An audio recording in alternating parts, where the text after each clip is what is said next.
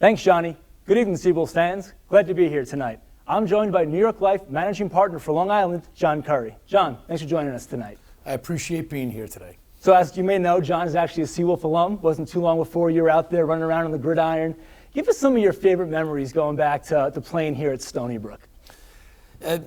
My memories are pretty interesting, quite a bit different than many. First of all, I was a walk-on, and I did have the opportunity to start. I came to Stony Brook hoping to be playing, running back and outside linebacker. Though high school, I was a quarterback. But ultimately, coming to Stony Brook, I happened to have had a child at the time. So I had my first child when I was 18 years old. So my career at Stony Brook and my time at Stony Brook was quite a bit different than most. I was working the midnight, the 11 at night to 7 in the morning shift, full time, and doing construction whenever I could on the weekends. I was going to practice. And I was given everything I got, but the truth is I was kind of like a walking zombie, not because I was hanging out at the park bench, which did exist back then also. It's back now too, of course. Yes. How do you think some of that experience has kind of led to your career now? What are some of the things you learned, both in the classroom, just life experiences, that you've carried with you in your professional career this far? There is no doubt that playing college sports had an incredible impact on my career and on my life and on my belief in myself. And it's the being resilient. Most of us that ultimately play college sports were typically told while we were younger, you'd never make it, you'll never be able to play at that level. And quite honestly, I did have quite a bit against me. I wasn't feeling sorry for myself. I lived my life and I made my decisions. But all in all, getting the opportunity to play, to score the first touchdown of the year against a team called Ramapo. I remember like it was yesterday, and it was a long time ago. But things like that I look back at. And truth is, Chris, about 5 years ago, when I came back to this area, because I've been all over the country, and I came back to this area, and I had the opportunity to come to one of the basketball games, and you yourself is the one that gave me, the game ball. You then walked me up to the VIP area, and Coach Kornhauser was there. Yeah. And I haven't seen him for a long time. He was my football coach. Sure. And my children with me, at least two of the children with me, and they got to finally, they got to see my coach. And he remembered me. Now, I will tell you, he remembered me probably more because I was the guy that had the son. So it might not be because of my unbelievable athletic ability at that time. I was probably the smallest tight end in the league. I was knocking out about 215 pounds, 6'1", 215. Now, I was ripped. I was strong and all, and I could run very fast, as a matter of fact. But it was never my objective to be the tight end. Tight end got hurt. They needed a guy, thought I was tough, I could hit, I could run, I can catch, I can throw, and it's probably been a long time since they've been doing a lot of double reverses and end around, or how about tight end around passes? They were able to do that with me playing there. So there you go. It was pretty cool to be able to come back, and quite honestly, a little fire ignited me to say, you know what? This place was probably more important than I thought it was at the time, now that I am where I am. That's great to hear. And obviously you with New York Life have gotten involved with Stony Brook here and offering internships and entry-level jobs.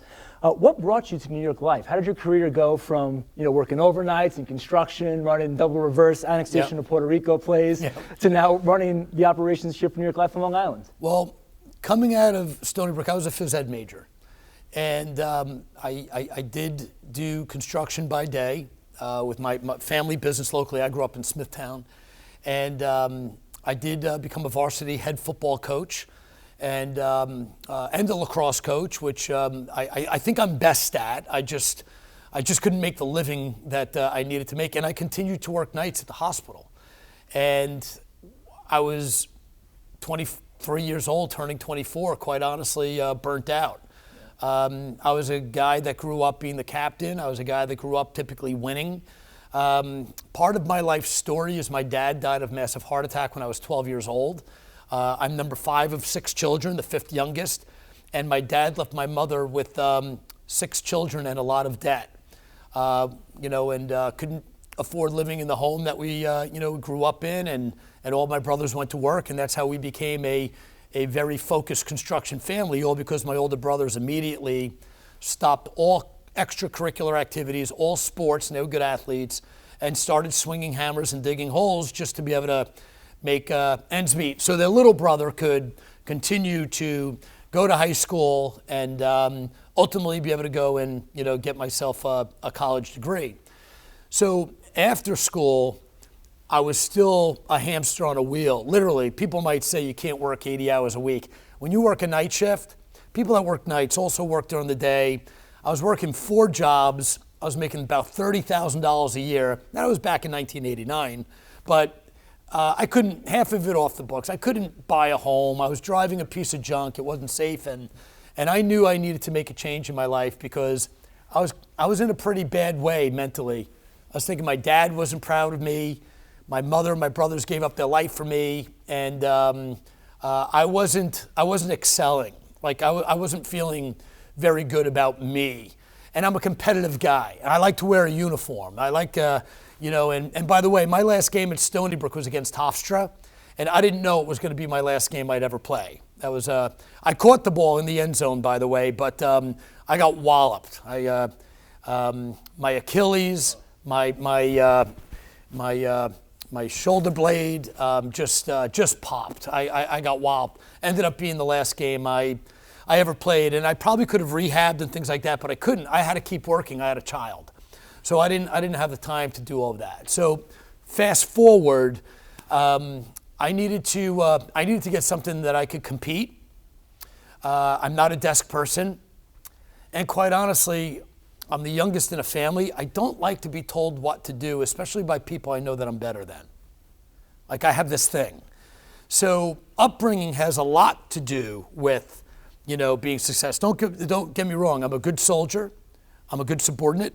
But I'm respect for the people that I'm working with for that they did what they're telling me to do, and that they had the ability was very important to me. So I answered a blind newspaper ad, said nothing about the company, and I will tell you, I am the managing partner of, it's got to be the largest, if not one of the, but I believe it's the largest financial services branch in America of any company, not just New York Life. We have over 900 agent advisors part of my organization.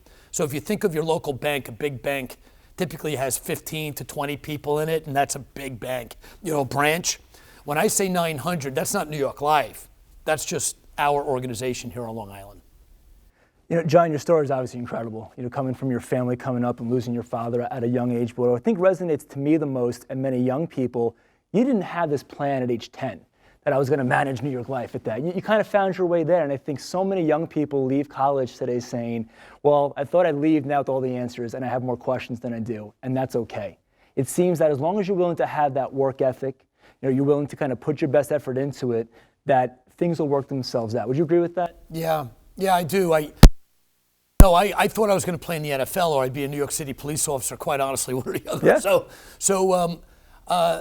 But for me, being part of a team is very important to me. And again, this is my chin strap right here.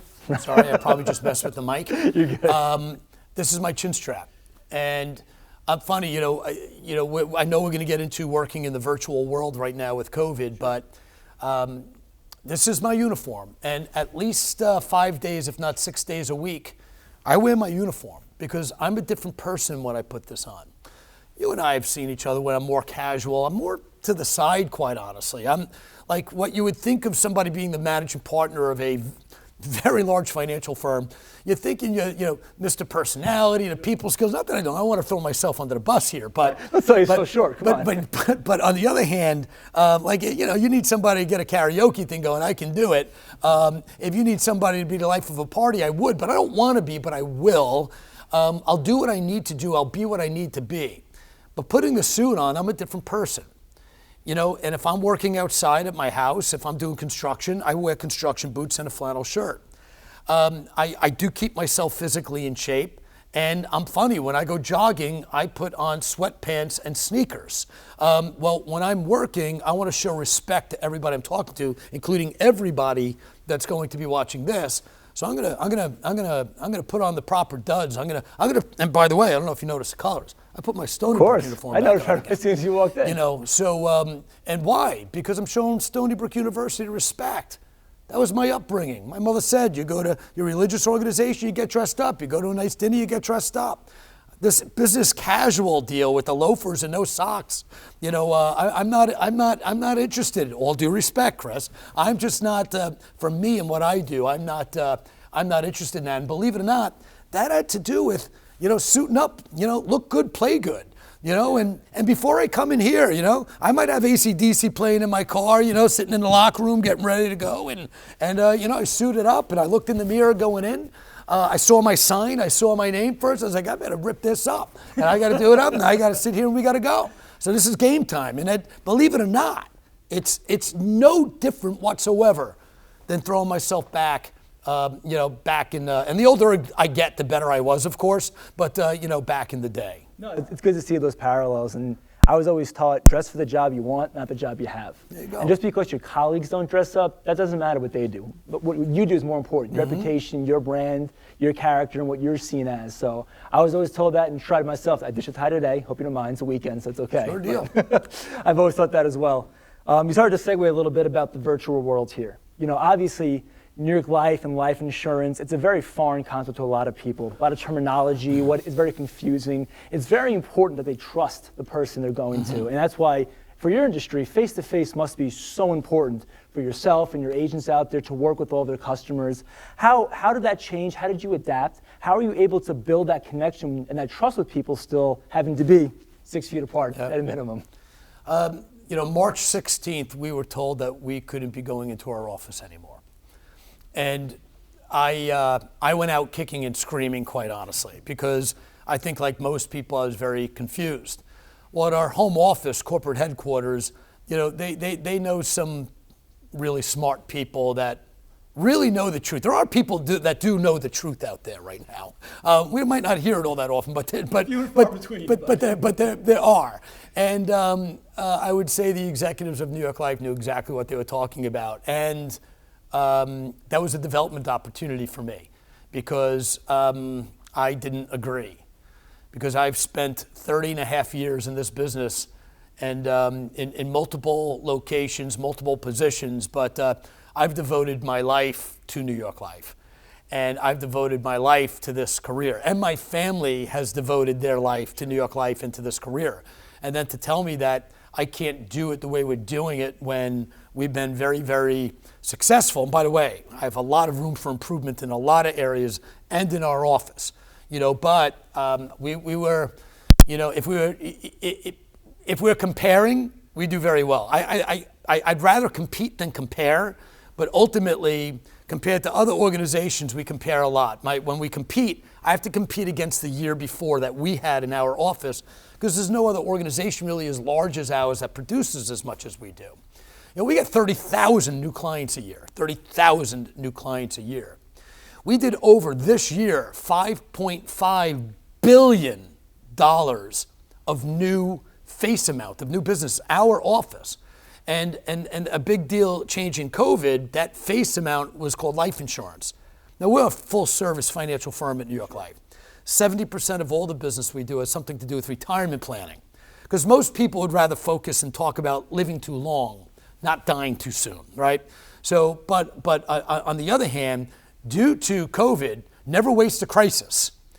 And there's not a person alive right now that doesn't think about dying right now more than they ever have, because you can't not, every time you turn on the TV, the news, it's all been about, especially over the past couple of months, how many people got sick, how many people are dying.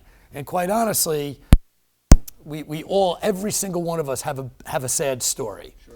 Of our own family, a friend's family, a situation when it comes to this. And I will tell you, so getting out of the office, and we made changes immediately.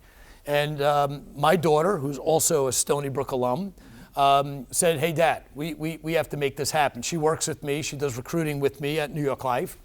And she said, you have to be the best virtually. And, she said, let's go to Home Depot. And I'm like, why? She said, because we're going to build you a green screen. And because we went on Google, and it took 2 weeks or Amazon to get a green screen. And I didn't even know what a green screen was. I'm in front of cameras right now, so you know what green screens are, but I didn't. And we went to Home Depot, and we got ourselves, 2-inch PVC pipe, quite a bit of it. Went to Joann Fabric. We got ourselves a bunch of green felt. Yep. And I have a very, very large green screen in a room in my home, and it's a large room in my home.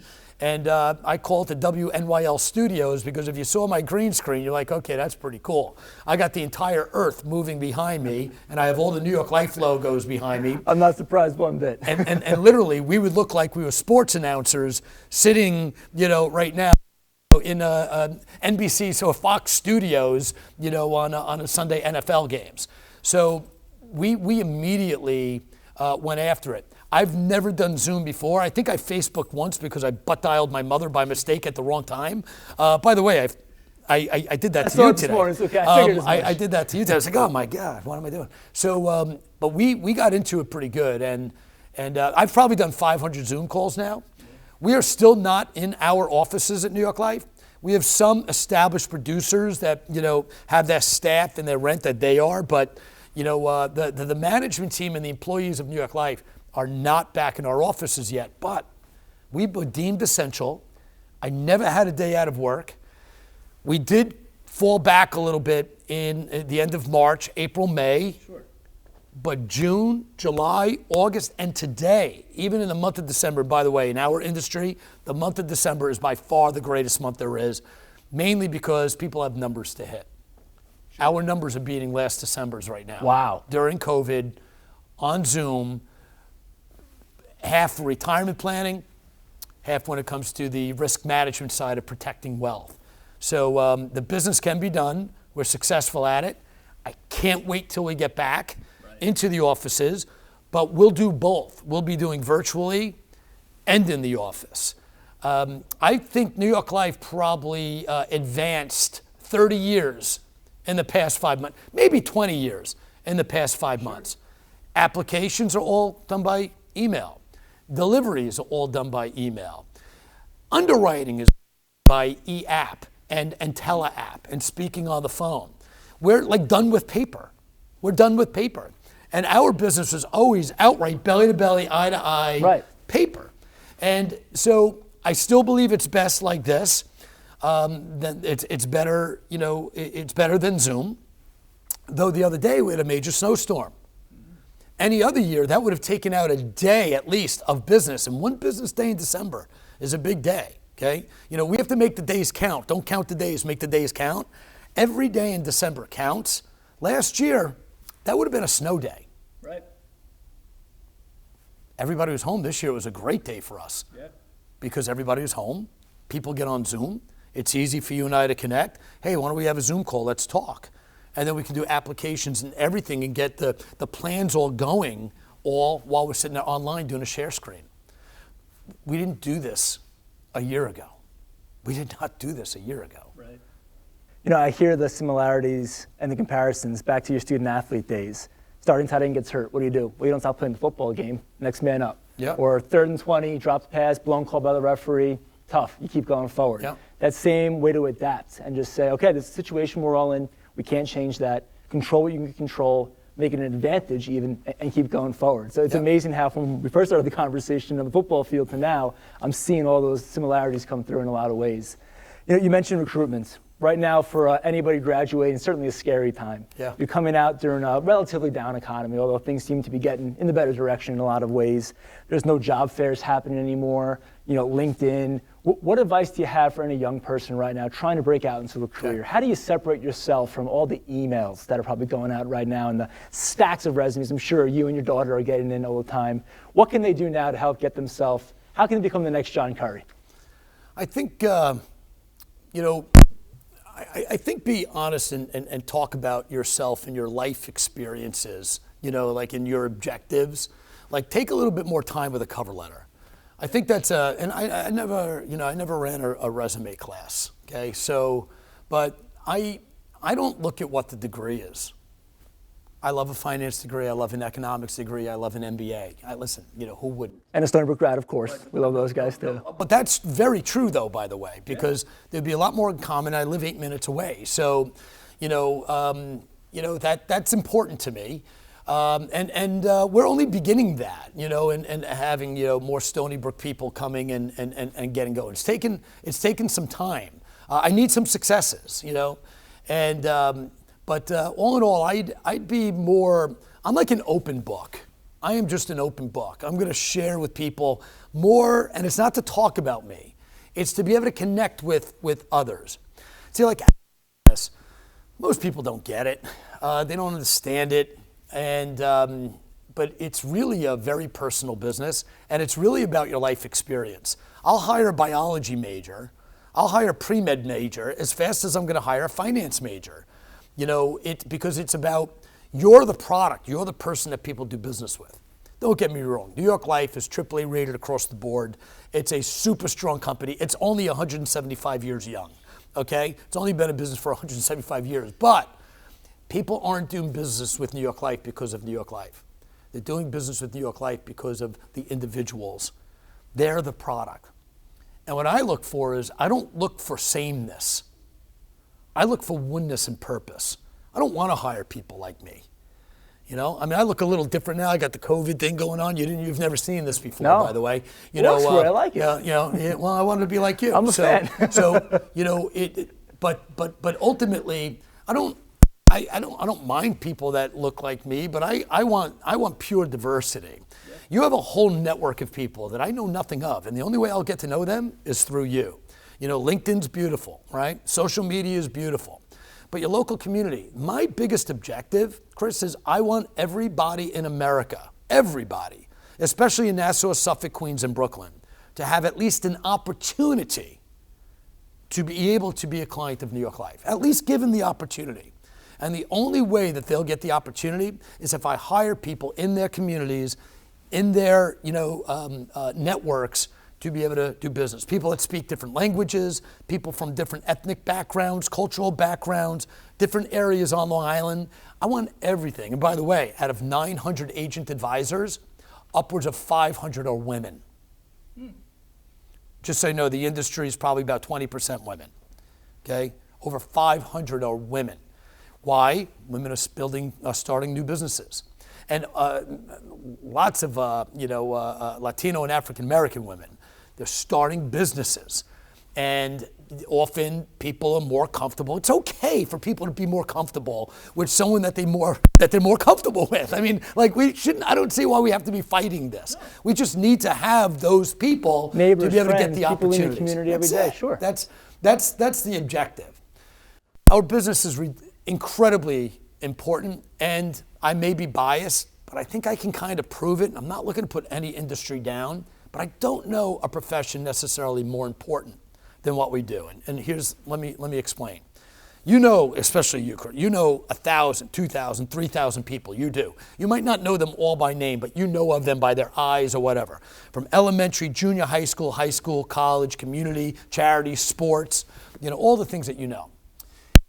How many of those people would you want them to know your date of birth and your height and weight and your social security number, and any prescriptions and medications you take, and who you love really, and your home address, and your gross income, and your secret hiding place at your home? Because we all have secret hiding places at home that we hide things from our spouse, from our children, not necessarily to hide from them, but yeah, okay. Well, safe box, we all do. Course. A safe box that. No, you have, Chris, you've had secret hiding places that were so good, you forgot where you put your stuff, okay? I get that Mickey Mantle rookie card somewhere at my parents' house that I'll find eventually. There you go. Well, point is, when we're dead or we're disabled, every place we put anything is a secret hiding place. Who is it? Who's that trusted advisor that knows all of that information about you? And how many of the thousands of people that you know would you want them to be the ones that know all of that about you? 5 people maybe? 10? maybe not even that many. Oh, not just you, your spouse and your loved ones. They'd know all of that about them also. So what we look for is we look for people that have that 1,000, 2,000 people, that the 1,000 to 2,000 people would love Chris Murray to be the one that they wanted to know all that information about, that you would know it all about them, that you like, trust, and respect. Attorneys are important. Doctors, come on, the doctor that can save the life of your child, give me a break. Accountants. But none of those professions know all the information that I'd know about you if I was your financial advisor. Right. So you will honestly, from a trusted profession, the other thing is, I wish there was somebody back in 1978 that after my dad could have came to his services, hugged my mother and said, your husband loves you, and every month for the rest of your life you're going to get a love letter from your husband. But my dad had no personally owned life insurance. My dad had no personally owned life insurance. And it's amazing, if I ask you what's the most important, who are the most important people in your life, you'd probably tell me your family. Sure. If I said your family's so important, why don't you have an up-to-date will? I'm not being personal, but there's a 90% chance I'm right when I say, why don't you have an up-to-date will? If you love your family, people, you get yourself an up-to-date will. Yeah, but I'm a college student. The day that you turned 18 years old, nobody can make your medical decisions anymore. Come on, we're at one of the greatest hospitals in the world here. They will tell you they need a health proxy. That's called a living will, especially the athletes. Every athlete, when they sign on to Stony Brook, should be having their health proxies all taken care of so somebody can make the medical decisions for them. The other thing is, if you have a child, who's going to be the guardian of that child? It's the state of New York's going to make that decision. If your residence is the state of New York, it's going to make that decision. Don't wait. You see, it's better to have all these things done 5 years too early than 5 minutes too late. And whether we finish or not, let me share something. Again, I get personal. I don't believe you know this. Here's a reason why my profession, I believe, is no question. I could debate anybody about the importance of this profession. Never mind, do I get to compete? Never mind, do I put a uniform on? Never mind, is there no ceiling on the amount of income I can make, which also allows me to do what? Donate back to Stony Brook University, and I'm very involved on the Women's and Children's Cancer Hospital and St. Charles Hospital down the road. My wife is on the board there. So, it's important. But on May 26th this year, which happens to be my birthday, so I guess I trust everybody that's watching this, that is my birth date, which is the day after Memorial Day this year. 2-3 days before, I was jogging with my wife. We jogged from Oldfield down to Port Jeff. And then I got a tingling in me that I've never felt before. Kind of felt like nails on a chalkboard in a way within you. It was an awkward, cramping sensation that I've never had. But I'm an athlete, so what do athletes do? We run through it. Okay, we run through it. For better or worse. We run through it. And my wife was jogging with me, and she was ahead of me, and that's still, by the way, interesting. So I'm not going to quit, right? The next day we jog again, and I live on the Long Island Sound, so we're doing like this little triathlon amongst each other, and I got this tingling in me, and we finished, but I felt a little nauseous at the end, but I was all right. That was Memorial Day. The next day was my birth date. That morning I got up 6:30. My wife and I went for a jog.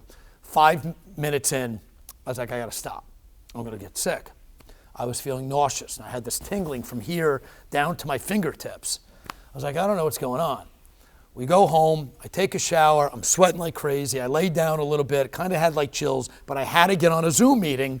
So I put my suit on, I'm on the meeting, and I told my staff, I was like, listen, I'm not feeling good. I got to get off this call. Never happens, never happens. We go down to the hospital. Well, sure enough, within about 30 minutes, I was told that I was having a massive heart attack. You have 4 arteries. Believe it or not, 3 of my arteries were 100% closed. 1 artery was 50%, only because it broke its own blood vessel and made a detour. Yeah. So I was living on a 50% artery. I eat well. Yeah. I exercise. My dad died of a heart attack. It's hereditary. The biggest mistake I made was I went over 1.5 years and I didn't give blood, even though I should have, and I know I should, but I can't stand needles. I faint. I got to hold my wife when I'm giving blood, and I just didn't do it. And all in all, it would have shown my enzyme levels. It would have shown everything. But here's my point. I'm on the procedure table. You get, if you don't know, you get wheeled in. You're on the cold deal. They put the warm blanket on you, and you're laying there. And I'm very outgoing, who I've never met before. And he says to me, "What kind of music do you like?" And I said, "I like rock and roll, I guess." And I said, "Why?" He said, "Well, I want you to be comfortable, and we're going to play music in here." I was like, "Oh, that's cool. What kind of music do you like?" And he said, "I like Zeppelin, Pink Floyd." I said, "Why don't you play some Zeppelin and Pink Floyd?" He said, "Why?" I said, "Because I think it's more important that you're comfortable than I am. Because you're going to knock me out. I don't want to know anything. I'm not one of those guys that want to know anything. Knock me out. I'll wake up." He goes, "I can't knock you totally out. You won't feel anything, but we have to be able to communicate with you." I said, "Why?" He said, "Don't worry about it, but I have to be able to communicate with you." I was laying there as happy as I could be midway through this procedure. Like one of those times that you're sleeping and you just don't want to wake up. You're like, "Oh my God, this is great." I literally remember like it was yesterday thinking, "Gosh, I hope they keep working on my heart. I hope they don't fix it yet." I was on great drugs. So I'm laying there, and then I noticed how happy I was, which is sad. And then I felt everything change. About 15 people came running in. Everything's going nuts. And they all start yelling, Mr. Curry, you have to cough." And I'm like, "Me? Mr. Curry, you're the only Mr. Curry in here. You got to cough." And I'm like, "Why?" They said, "Your heart stopped." Stopped for over 40 seconds. And not that that's forever. And I didn't have an out-of-body experience. They were freaking out. Because once they opened it up, and they put the stent in, I guess my heart didn't have the pressure, so it didn't feel like it needed to, and it lost its habit. It's a muscle, and muscles have habits, right? My heart totally stopped. Now, this is mid-COVID, May 26th. So my wife and kids have no idea what's going on. And I don't know why reception in hospitals is so bad for your phone, but I couldn't even connect with them on the way out, right? So my wife and kids are out there. I'm like, and I look up there, and whatever you're into, I'm just saying, I looked up, I was like, what? I don't want to die right now. Seriously? And I kind of got angry. I was like, this is ridiculous. This is crazy. And I thought, I should be driving like my BMW 1000 motorcycle, 180 miles per hour. I mean, let me be cool. Yeah. Instead of this, just going. Go out rock and roll, right? Unreal. Well, but then the reality, and I got scared. And I got concerned. I got sad. And here's what I thought. I didn't see my whole life in front of me. I saw my wife, I saw my children, I saw my mother. And I'm telling you right now, I thought to myself, they're going to be okay. I got New York Life. And I don't need to say how much life insurance I have on my life, but it's a good fair amount, okay? It's a good fair amount. Well, and Stony Brook University is still going to be okay when I die, just so you know. But I'm serious. How come Americans don't seem to care about the charities when they die? Like, how come we care while we're alive, but then when we die, we don't leave something to the cancer victims? Like, why is that? I don't understand it. It's not going to stop when we're gone. It's still going to be cancer. It's still those kids still matter. Need help, yeah. Those kids still matter. But what about your family? You see, I was confident that we had friends, we had people like you, athletic director Sean and Kornhauser, but a lot of New York Life people. And my mother, my wife, my children, and my legacy was going to be okay because they were protected. And I literally believe that life insurance is the ultimate love letter. And I'm telling you, when you're taking your last breath, I promise you this, you're going to think about, oh man, what could I have done differently? Where are the directions? My wife doesn't even know where my keys are to my car. You need to get your wills updated. You need to do your planning. And then you also need to plan for retirement. Upwards of 80% of Americans retiring in poverty. It's not because they don't have the money. It's that they never planned. We're not taught. And if our parents don't teach us, we often don't learn how to really apply it in school. We just don't. And if you ask anybody, do you want to retire comfortably, or do you want to retire in poverty or charity? They'd say comfortably. Well, if your income stopped tonight and you didn't wake up in the morning, how do you want your family to live? Do you want your family to live comfortably? Or do you want your family to have to go in social media and beg friends and family to set up a GoFundMe account? Open up Facebook today. See how many GoFundMe accounts are set up today. I'm not against GoFundMe as a corporation. I'm just like, why are we going to make people go beg for money? You don't need to. It's simple to put together a financial plan. So here's the reason why most people don't have them, is nobody ever told them. I have to hire people that'll tell this story. If we don't tell this story, the story won't tell itself. And that's really, that's what we're doing. And virtually, because of COVID, because of retirement plans, because of financial matters, business is booming in what we do. And we can do it virtually, but I can't wait to get back into the office. I can't wait to get back into that stadium at the 10. Amen. I can't wait to get into the VIP area watching the basketball games. Let's hope it's sooner rather than later. But John, I got to say we appreciate you and your family in New York Life and all you've done here at Stony Brook and for athletics. And for any of those out there to find out how you can learn more about New York Life, please contact John and his team. And I'm going to volunteer Shannon as well. Those looking for a career as well, obviously you can do some really good things in your community as well. So John, thank you so much for sharing the advice and your story here. And like I said, hopefully I see you downstairs in the stadium sometime real soon. You got it, Chris. Thank you, and thank you to everybody. Thank you. Appreciate it.